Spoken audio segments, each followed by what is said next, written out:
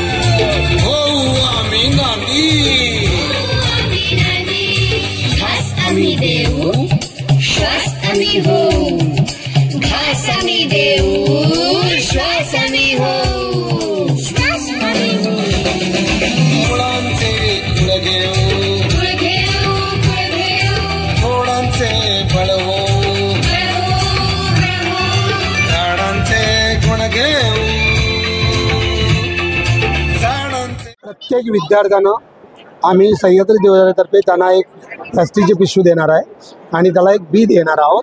त्यांनी स्वतःची माती आणायची आणि माती ही कशी जादूगार आहे हे त्यांना कळेल। बी लावल्यानंतर ते उगवेल आणि पुढल्या वर्षी त्यांना स्वतःचं रोपटं तयार करून आणायचं। महाराष्ट्रातल्या प्रत्येक विद्यार्थ्यांनी हे करायला पाहिजे। मंत्रालयापर्यंत माझी ओळख नाही आहे, जिल्ह्यापर्यंत पोहोचलो आहे, आत्तापर्यंत शाळेतल्या विद्यार्थ्यापर्यंत पोहोचलो आहे। 4 वर्षापासून मी हा प्रयत्न करतोय की महाराष्ट्राच्या स्ट्रॅटेजी लेवलवरती यावं, पण जेव्हा येईल तेव्हा येऊ। पण आता रयत शिक्षण संस्था सातारा जिल्हा, सांगली जिल्हा आणि लातूर जिल्हा यातल्या विद्यार्थ्यांनी कलेक्टरनी शासनानं मनावर घेतलेलं आहे आणि पुढल्या वर्षी देशी झाडाच्या बिया घेऊन त्यातल्या वेली असतील, गवतं असतील, आयुर्वेदिक झाडं असतील अशा वेगवेगळ्या बिया घेऊन एक रोप तयार करतील आणि पुढल्या वर्षी ही मुलं सांगतील की आमचं भविष्य आम्हाला पेरायचं आहे, आम्हाला सावली पेरायची।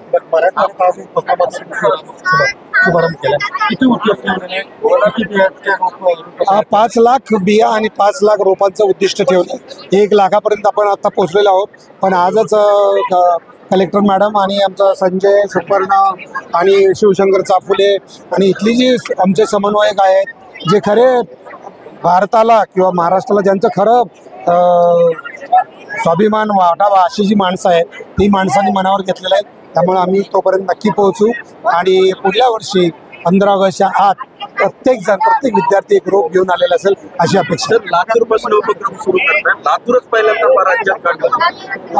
लातूर सर समविचारी लोक भेटणं महत्त्वाचं आहे आणि सुपर्णामुळं शिवशंकरमुळं तर इथल्या लोकांमुळं ते सुरू केलं आणि ते लागेल इथं. पण इथं गरज आहे त्याची, कारण ट्रेननं पाणी आणण्यापेक्षा झाडं कसं पाणी आणतात हेच आपल्याला दाखवून द्यायचं आहे.